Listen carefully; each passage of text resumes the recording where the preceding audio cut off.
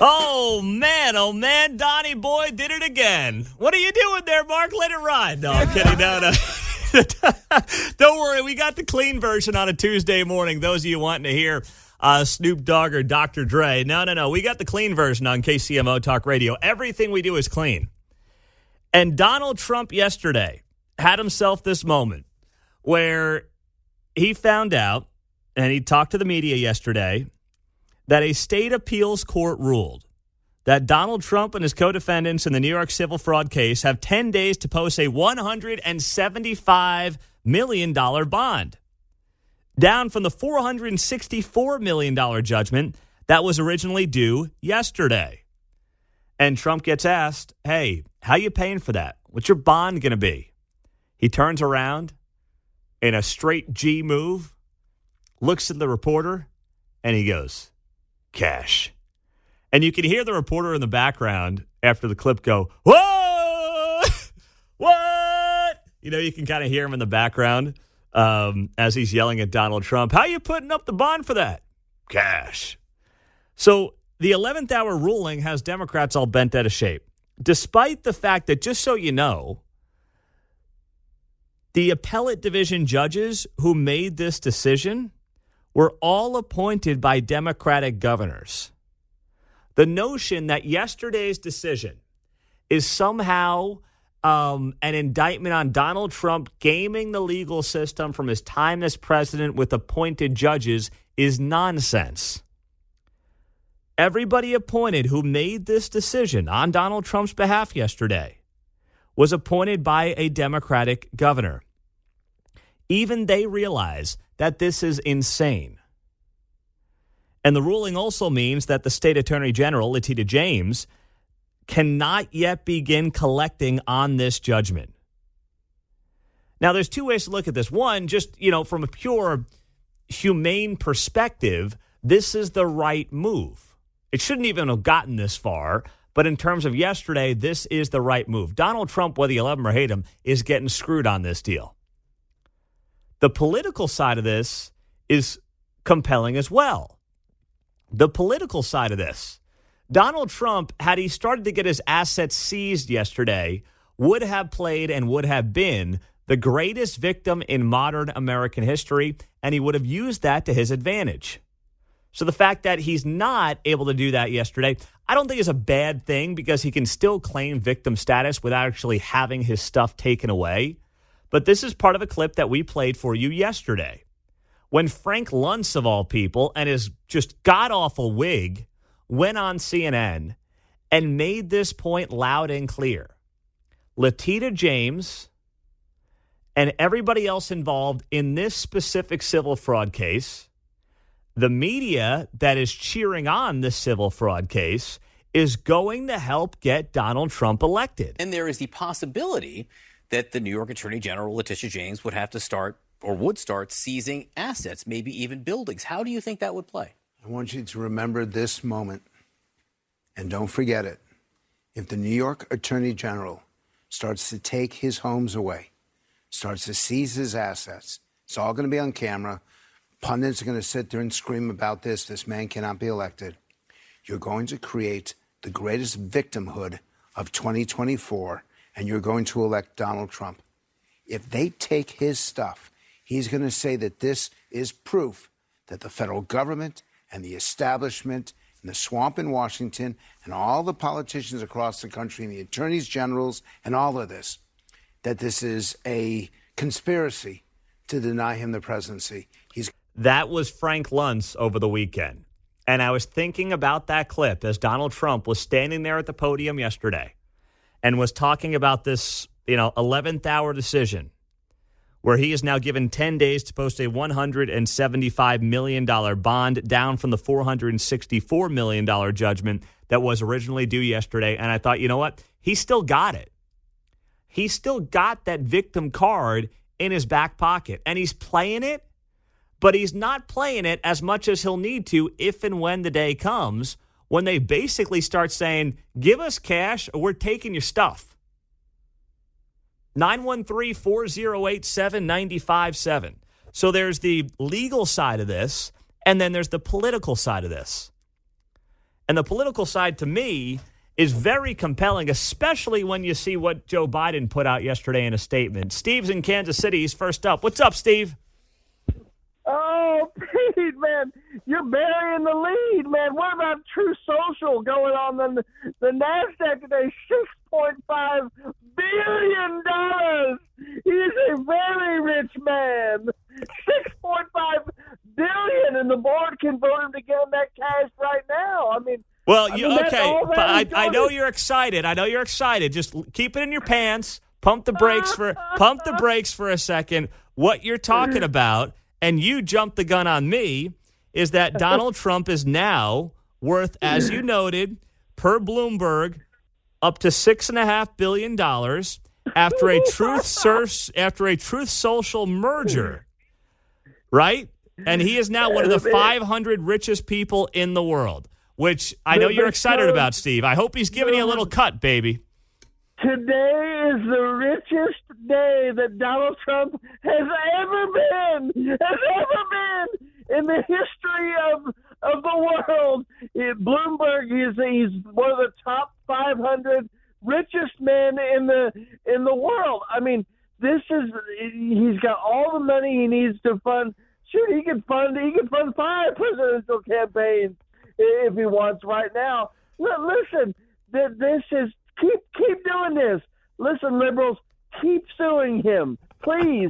Keep prosecuting him. This is going to be like OJ times 4. I mean, keep making every time he comes out of that courtroom, it's a campaign commercial. What is your cut as the leader of the Kansas City area Donald Trump fan club? That's what I want to know.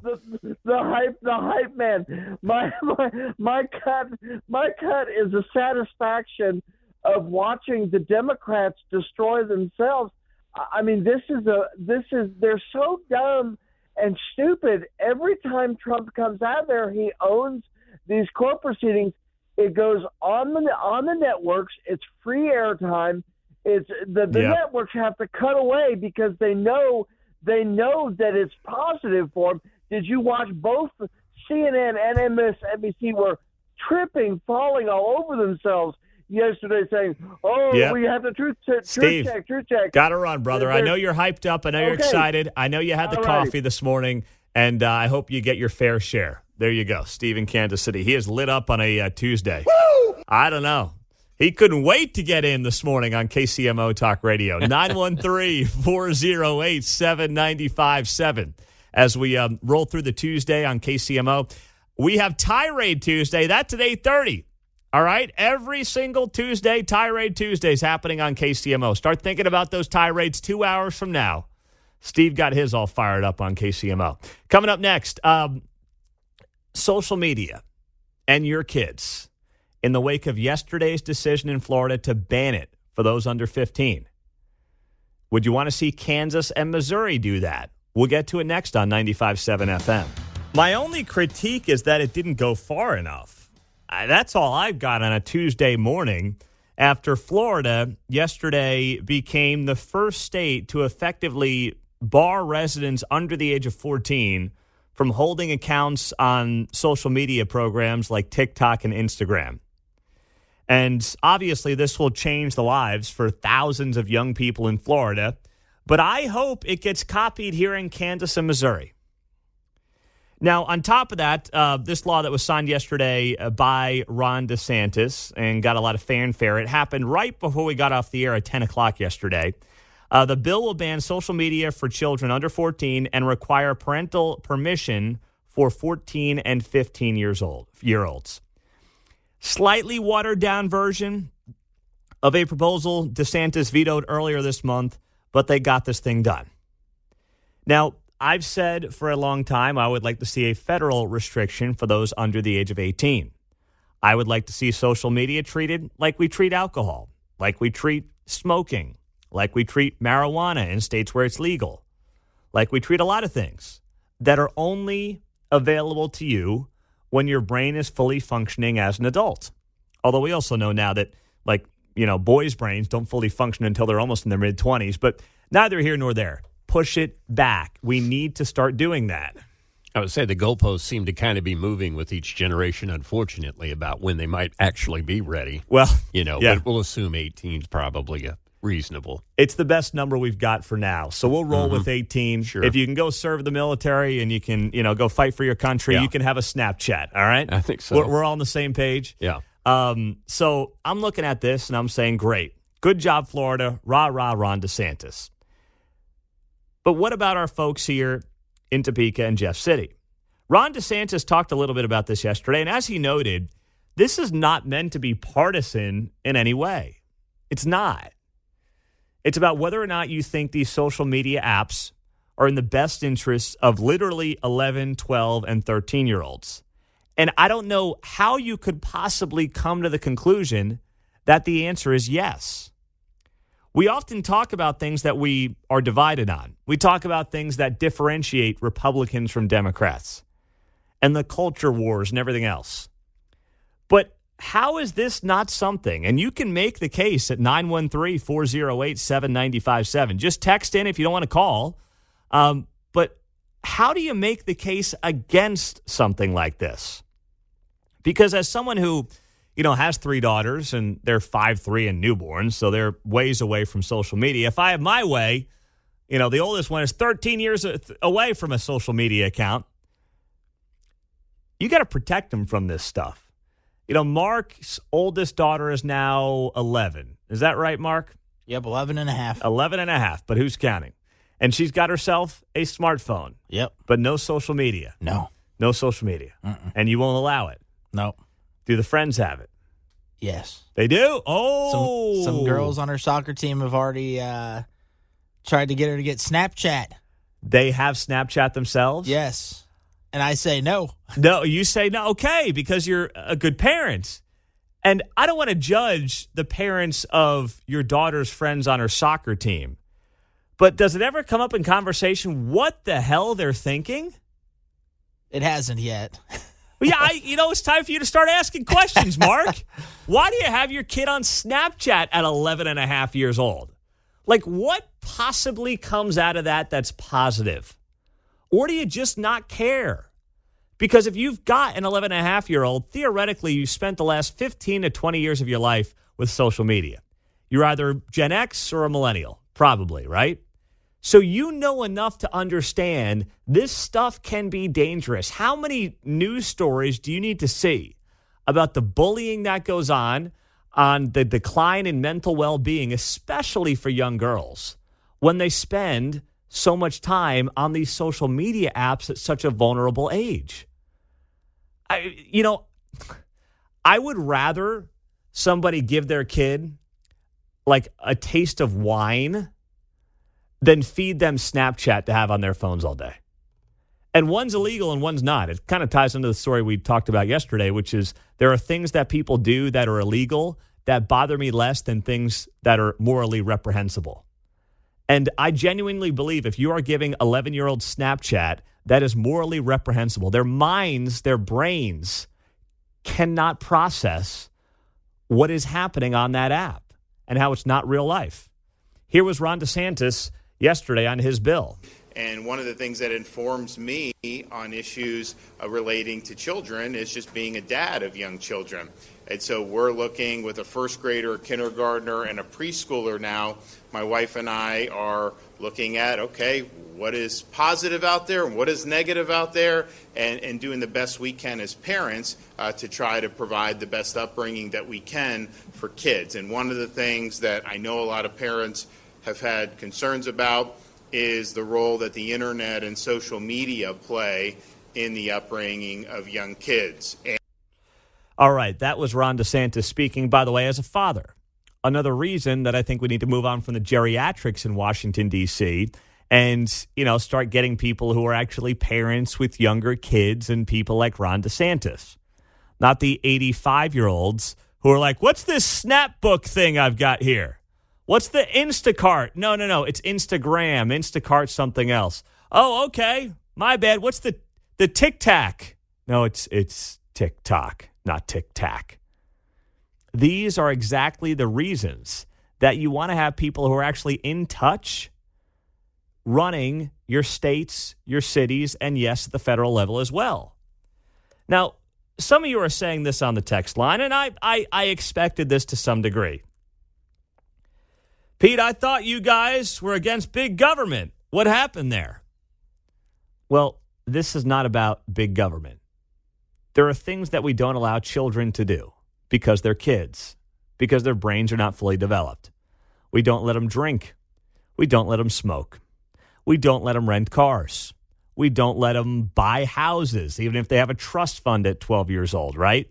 Like, there are things that we don't let children do because they're children. And I know some people want to create this world where kids aren't kids and kids can pick their gender and get their own surgeries and parents be damned. But I don't want to live in that world. I don't. The most important thing we can do is protect our kids. It's not about big government. That's about being a responsible society. Now, many of you are also asking, how do you enforce this? Because we've all been to the websites where it says, check this box if you're 18 years old. And no, I'm not talking about porn sites, you creeps. I'm not talking about that. There are many sites. You go to an alcohol site. You click on a tab. Check this box if you're 18. The technology is as such now, and I haven't yet seen how Florida is exactly rolling this out, but the technology is as such now where it should not be and it cannot be as easy as check this box, click this box. And I don't believe it will be. So that's why I think this model in Florida should be looked at by Kansas and Missouri and should be very much bipartisan. I mean, honestly, put a gun to my head right now in terms of what they're doing in Topeka. They're looking at cutting income tax rates by like 0.05% or something ridiculously low. Dave Trobert will be on next hour about that. I would take a social media ban for those under 14 today in Kansas as a resident over them fighting over 0.05% of an income tax rate. Like, what do you think parents are talking about at the coffee shop this morning? They're much more likely to be talking about their kids in social media than, boy, I hope I get $12.50 back on my income taxes next year. Hope Laura Kelly and the Republicans can work together on getting me $12 back. That'll be great. 913-408-7957. But something tells me it won't get done because, lobbyists, they don't care about that. They don't care about those things. They care about these other little pet projects of theirs that look like big wins that really aren't. 913-408-7957. 645 on KCMO. We've got a busy morning ahead. Yes, we will have Dave Trobert, as I noted, next hour. Tirade Tuesday at 8:35 on KCMO. Along with you, I want to dive into this. Why is a wealth tax suddenly getting a tremendous amount of attention? They're coming for you on this deal. I'll get to it next. Monitoring this situation in Baltimore, mass casualty event is what it's being called after a cargo ship hit the Francis Scott Key Bridge at about 3 a.m. local time this morning. The video is just horrific. It's up on our X page if you want to see it, at KCMO. I shared it at Pete Mundo. And you just see this cargo ship. It looks like it loses power as it gets set to turn onto the bridge. And then it just blasts right into the bridge. Cars falling 180 feet. And the bridge is 2 miles long. And they've rescued a couple of folks, one in critical condition. The search and rescue continues. At least 7 others are missing. That number has got to go up, I've got to imagine. I mean, I don't say that to be sinister, but the entire bridge collapses. And just be glad that wasn't during rush hour or something. I mean, you get into those East Coast cities during rush hour, that could be hundreds of people that are right now part of this search and rescue. Still too many, but it is being called a mass casualty event. And it is also being referred to as not terrorism at this point. No indication of terrorism per the Baltimore Police Chief, Richard Worley.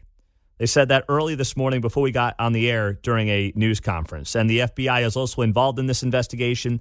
So they're saying no indication of terrorism right now or intent in this Baltimore bridge collapse.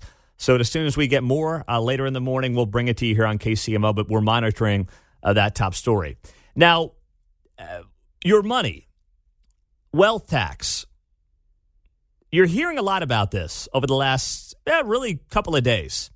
The Associated Press put out this story yesterday, headlined, IRS Chief Zeroes in on Wealthy Tax Cheats in an Associated Press interview. IRS Commissioner Danny Werfel has a message for high tax or high wealth tax cheats who are wrongly deducting private jet travels and otherwise shorting the government on their taxes. Pay your fair share so others aren't shouldering the burden of funding our government. John and Mark are going to have to stop deducting their private jet travel on their taxes this year because the IRS is keeping an eye out for them. He also has a thought for ordinary taxpayers putting off the inevitable with less than a month left in tax filing season. Get it done!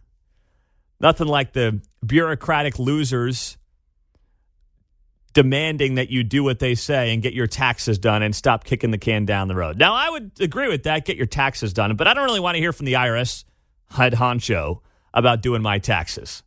All right? Because as far as I'm concerned, the guy's probably an overpaid bureaucratic bully.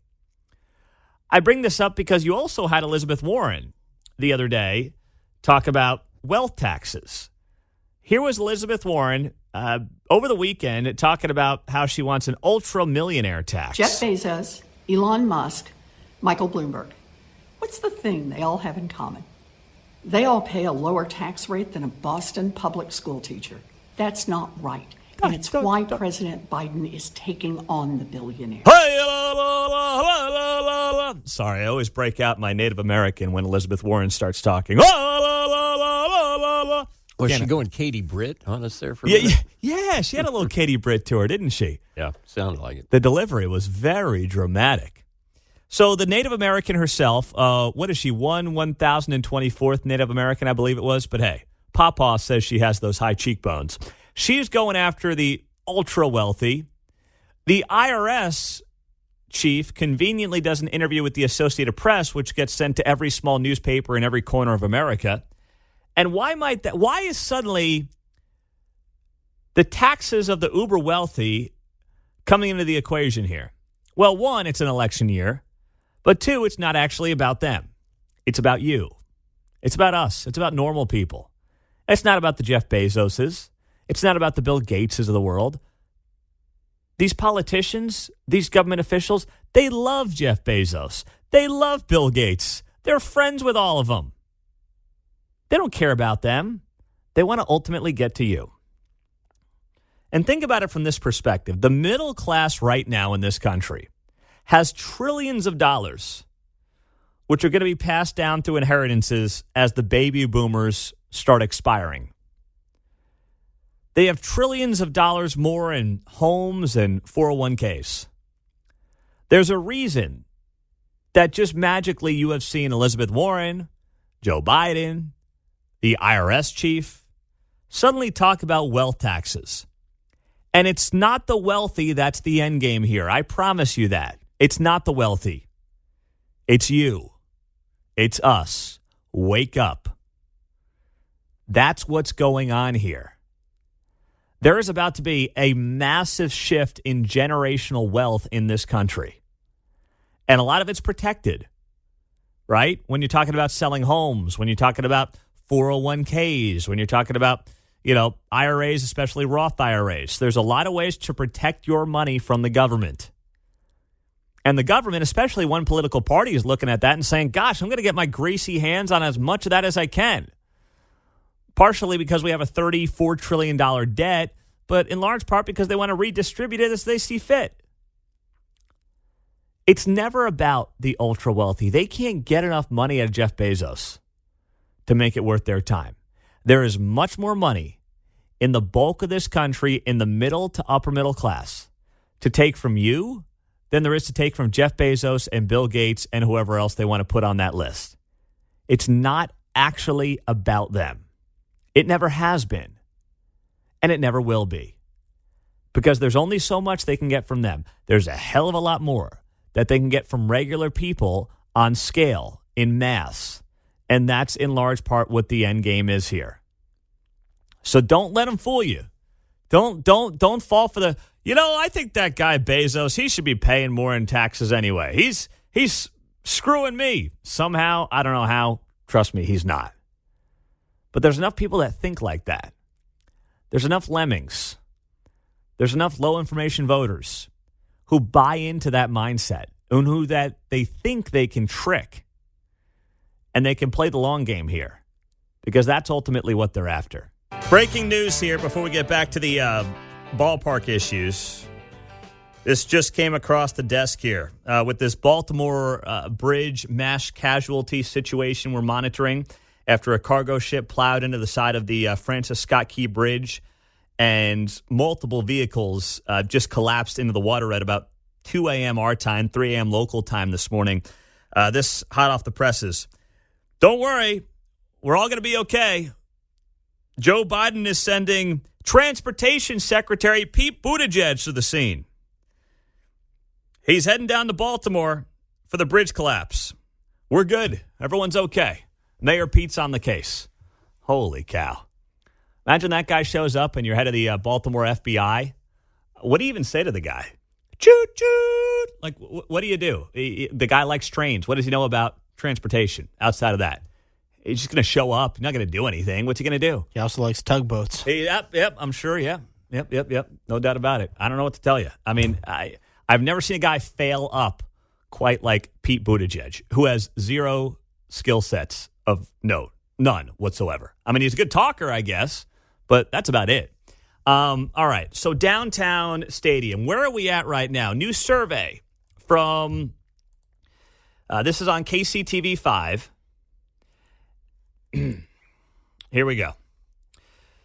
The Kansas City Downtown Neighborhood Association posted a survey. Do you support the proposed stadium proposal in the Crossroads? 381 participants in this poll. The responses were as follows. Now, this is not an official poll. This is a poll done by the Downtown Neighborhood Association. There's only been really one specific poll done by Remington Research, which had this as a coin flip. It had it like 48-48 within the margin of error, obviously. So this poll done by the Downtown Neighborhood Association, of downtown residents, 57 responded no, 30 responded yes, 13% responded maybe. They also polled downtown workers. They may not live downtown, but 69% of them responded no, 25% responded yes, 6% responded maybe. Now, the reason I'm intrigued by the downtown workers, even if they can't vote next Tuesday, is they talk to people. They're down there every day. They're dealing with residents in Jackson County. And you know as well as I do, if there are folks who are at the water cooler, in and around the office, being like, screw this stadium, you guys make sure you vote no. That can rub off on people, too. So KCTV5 followed up on this story, and here's what they had to report yesterday. Really a mixed bag. Those against the sales tax extension say, quote, tax or not, it belongs in the East Village, and the traffic alone would make me never want to visit downtown Kansas City. Now, on the flip side, those for the sales tax say, quote, I want to be able to walk to a game, and it would be a great catalyst for future economic and physical development of downtown, which is a sentiment Kansas City Mayor Quentin Lucas agrees with. That bring economic activity to our city and our community long term. Venues, I think, can be positive for us, and I certainly see the case for a positive opportunity both for, a downtown Royal Stadium and also an Arrowhead Stadium that has the ability to host more events throughout the summer. It was good to have Taylor Swift in Kansas City this summer. It was good to have Beyonce this summer. That is KCTV5 on that report. You know, one thing that I think gets wildly overblown, even if you're a vote yes, the most overblown thing I keep hearing about, and it was noted in that report, is I want to be able to walk to a game. How many people could actually end up walking to a game? I looked it up here, and there's 27,000 residents of downtown. That's up from about 22,000 in 2010 per the latest census. That's 27,000 people. Now, you might say, whoa, that's not a lot of people. If you were to move a baseball team with a stadium that fills, let's just ballpark what, I think it's 35,000. It's going to be a smaller stadium than the K. 35,000 people. If you're relying on 28,000 people who really want to walk to a game, who are going to show up and help you fill that ballpark, that is a loser business proposal. It is far more likely that someone like myself with, a family and kids is going to go to that stadium for a baseball game than a couple of single wokesters living downtown who don't really care about sports all that much and hope that they want to walk to a game on a Tuesday or a Wednesday night. That's not realistic. This thing is going to be driven in large part by people who have to drive to the game, not by those who are bored on a Tuesday night and want to walk and go see some baseball. That's just not the business model that is going to have the most success for this team. 913-408-7957. Mike is in Olathe. He's on KCMO. Mike, good morning. Hey, good morning, Pete. Listen, I've never been a big St. Louis fan. I've only been in there for business a few times, and I always thought it was a little like a dingy, larger version of KC. But a week and a half ago, we went to a granddaughter's volleyball tournament, and we stayed in a hotel right across the Lowe's Hotel, right there where our window looked over, and I saw the ballpark. I saw the seats in the ballpark. The thing was the Cardinals ballpark. Mm-hmm. I mean, we walked everywhere and ate and drank and got to the arena, to the convention center. I thought to myself, I said, honey, if we can do this in Kansas City even half as good, and I know we will because we have a Power and Light that's on the north side as well. Dude, it was an amazing experience, and it was great, and our car stayed in the garage the whole 3 days. It was awesome, and we could do it better because there's just sort of the vibe down there and what we've already got. So I saw what the future looked like if that's what they're looking to do. And, brother, it was good, and you didn't have to go to a ballpark to get the experience. It was cool. It was great. That sounds like a great experience for you as an out-of-towner going there for your kids' volleyball tournament, right?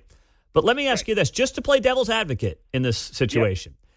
Yeah. For the person who lives in the greater St. Louis area, who just wants to go watch baseball. Now, I know that their history with baseball, and that's really a baseball town, is different. It's very unique, obviously, as you know, based on the history and everything else.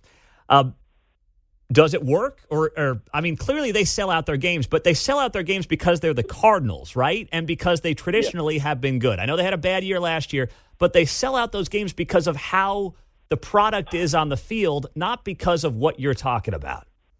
Okay. The thing I'm thinking about, as you're saying that, I was also thinking about that earlier.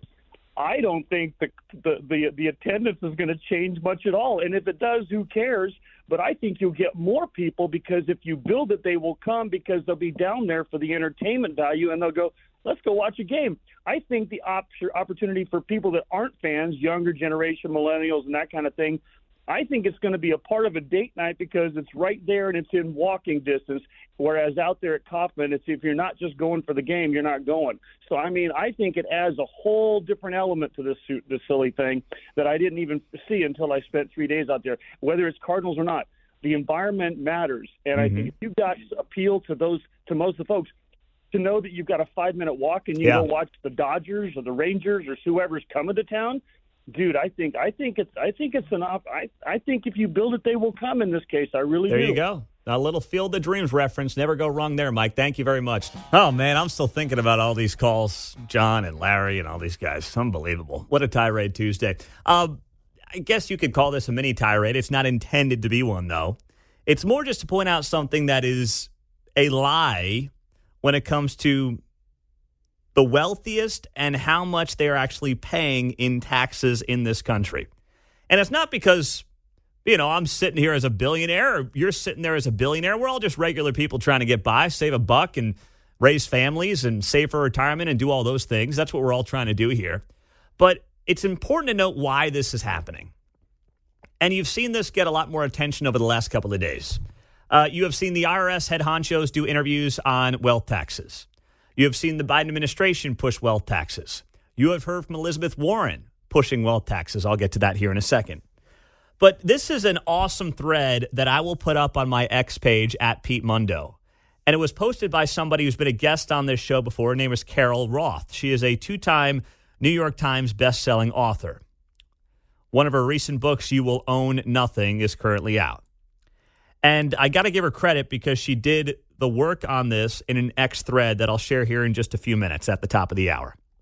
And she talked about how Joe Biden has repeatedly claimed that the wealthiest pay only 8% average tax rates compared to working class tax rates. So Joe Biden has used this a lot. And the administration and Elizabeth Warren and Bernie Sanders and all these people have used this a lot.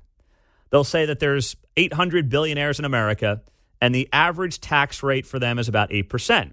And then they'll do the old line of, no billionaire should pay lower than a teacher, a firefighter, an electrician, or a cop. And it sounds good, right?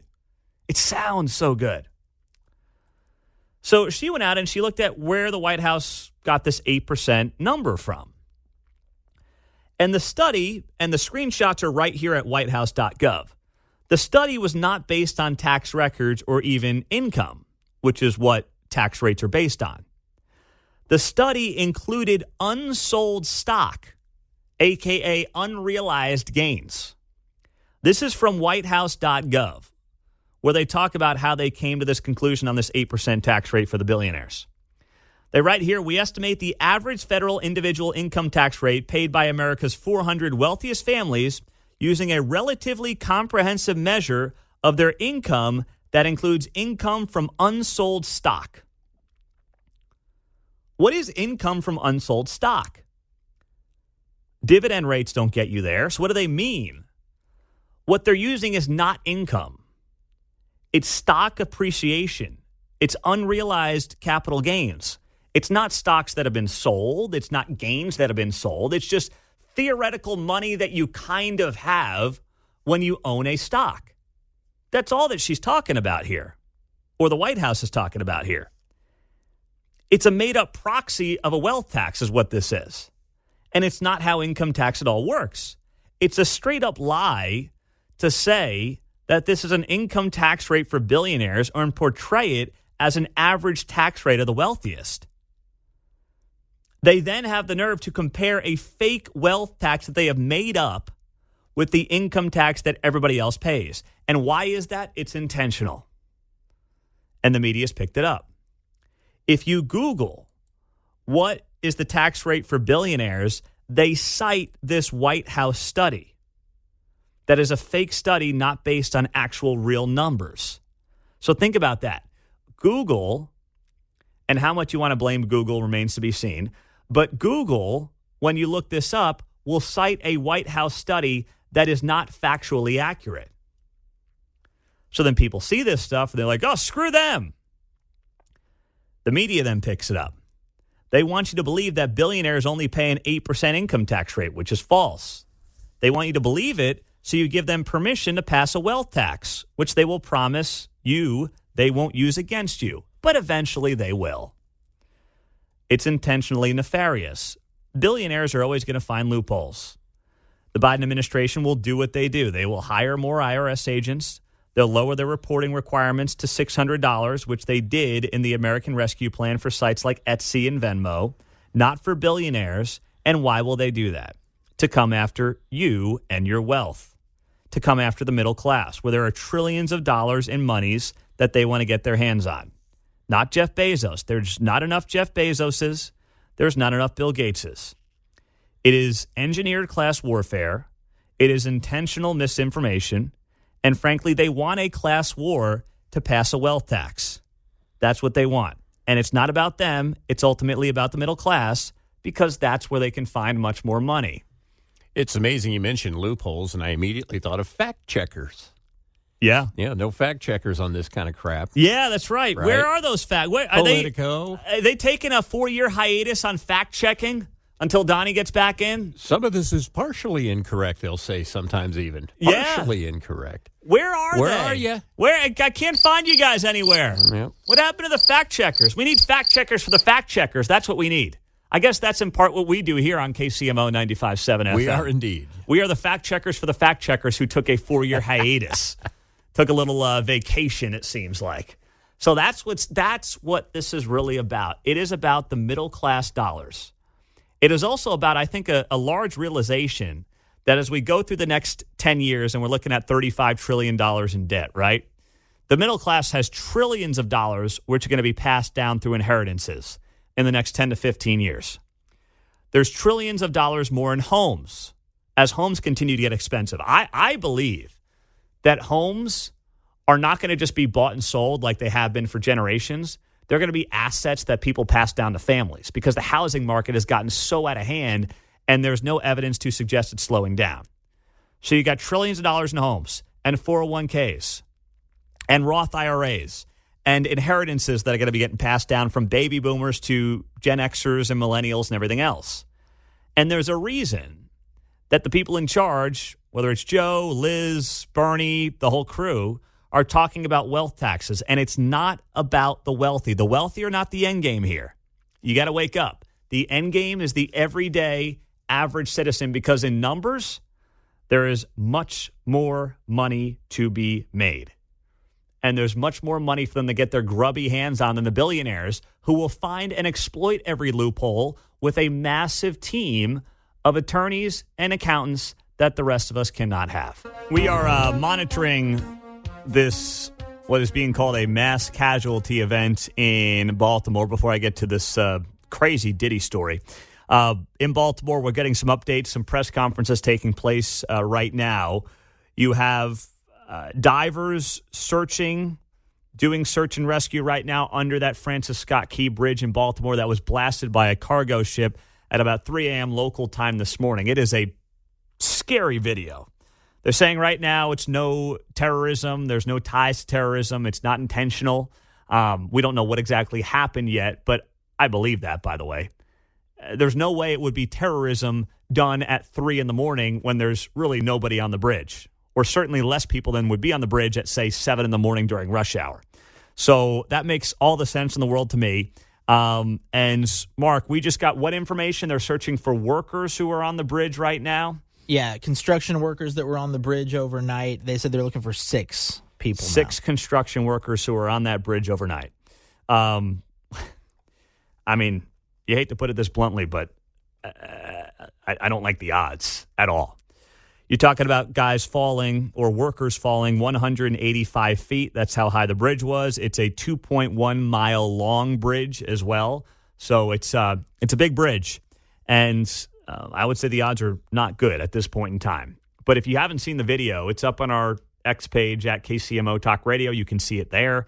And you can see this cargo ship just start taking a right-hand turn and plow right into the bridge. And the bridge collapses. I mean, it looks like it's something out of a movie. It doesn't look real. So there's been a lot of movement on that this morning. We'll keep you updated here on KCMO as the morning rolls along. Now, Diddy. Oh, thank you very much for that, Mark. Yeah, I didn't have this on my bingo card. Although there have been issues and legal woes mounting for Diddy in recent months. Right now, Diddy, formerly P. Diddy, formerly Puff Daddy. I mixed up his previous names. Now Diddy. Anything I'm forgetting, John? I figured you'd be the P. Diddy expert around here. Sean Combs. That's right. Oh, I knew I was forgetting something. There you go. The real name. Mm-hmm. Diddy's properties were raided yesterday by the feds amid a barrage of lawsuits that have been thrown at him recently. He's had ex-girlfriends accuse him of sexual assault, sex trafficking, and abuse as recently as 3 months ago. That has opened him up to lawsuits from several other alleged male and female victims. And now, when the feds are involved and the feds are coming after you and they're raiding both of your homes in L.A. and Miami, you got a problem on your hands. Agents of Homeland Security raided 2 of Diddy's homes, one on the East Coast in Miami, one on the West Coast in the L.A. area. And the raids happened simultaneously. When Homeland Security is raiding 2 of your homes simultaneously, they've got something. And that obviously was also done to give the rapper no time to prepare for their presence. So his Beverly Hills property and his Miami home were the target of the raid. Authorities reportedly walked around the house with guns, questioned people. 2 of his sons were arrested. Now, we don't know what prompted the raid, but sources told TMZ it has something to do with sex trafficking allegations that have been levied against him. Helicopters were seen hovering over the homes. Law enforcement was on the ground, but it's not sure if Diddy was present at either of the properties while the raid was ongoing. And once again, Homeland Security is the lead agency in this search. His sons also arrested during this as well, and I saw those photos on TMZ last night. Now, here's the other part of this that is compelling. There was a rumor going around last night that Diddy was on his private jet, and that private jet was on the way to Antigua shortly after this raid took place. As it turns out, and once again, TMZ, say what you want. I mean, TMZ came on the scene. I would say Michael Jackson's death, they broke that story, and that was like, all right, TMZ is not just a gossip operation anymore. TMZ is a legitimate news operation. So TMZ is completely credible. TMZ reported that Diddy's private jet did land in Antigua at about 10 o'clock last night. But despite initial reports saying that Diddy was on that plane while the feds were raiding his home, he was actually not on his own private jet. He was apparently on a jet and he was about to go somewhere, but his crew got stopped by Homeland Security. They rolled up and they're like, no, you're not getting on that jet. He wasn't cuffed, according to TMZ. He's not under arrest at this point. But it also confirms beyond a shadow of a doubt that he was not aboard his own private jet, which flew to the Caribbean earlier in the day without Diddy on it. So this, I mean, I'm following this last night, and I put this up on X. I'm like 30 years later, this is our 2024 white Bronco moment. If Diddy had actually been in that private jet of his going to the Caribbean as the feds are raiding his home with sex trafficking allegations being levied on him. That is just a brutal scene. I mean, 2024 is not even 3 months old. And think about what we've had transpire here in less than 3 months, not just nationwide and worldwide, but right here in Kansas City. This news cycle is absolutely bonkers. And that's why you're helping us rock and roll here on KCMO 95.7 FM. There is not a better time for us to get this 100,000-watt FM stick with everything that's been happening here in KCMO and across the world over the last bunch of months. 913-408-7957. This is a very good point on the text line. Pete, I have no problem with them raiding Diddy's home. I just wish the federal government took sex trafficking across our southern border as seriously as they are Diddy's allegations. That is the kind of stuff. That's why I don't always look at the text line, because some people just want to troll. But that gives me so much encouragement when I see smart takes like that on the text line. There is sex trafficking happening every single day along our southern border. It is happening with the drug cartels coming out of Mexico in the United States with young women, underage women who are being sex trafficked every day into the United States. That's why when people claim that, being sympathetic to those coming across the border is the humane thing to do, one, it's not good for the United States to not know who is coming in, what their intentions are, and what their goals are. That's just not good for any country. It's not anti-immigration. That's just common sense.